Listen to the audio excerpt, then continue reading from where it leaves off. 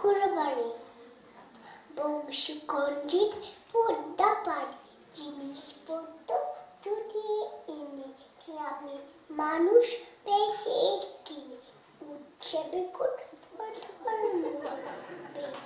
বোনা থামা কুলো সর্ষে ছোলা ময়দা আটা শীতে আবার রক্সা কাটা ছাজি করা বিড়ির হাটা শহর থেকে সস্তা ছাতা কলসি পোড়া ইগু বড়ি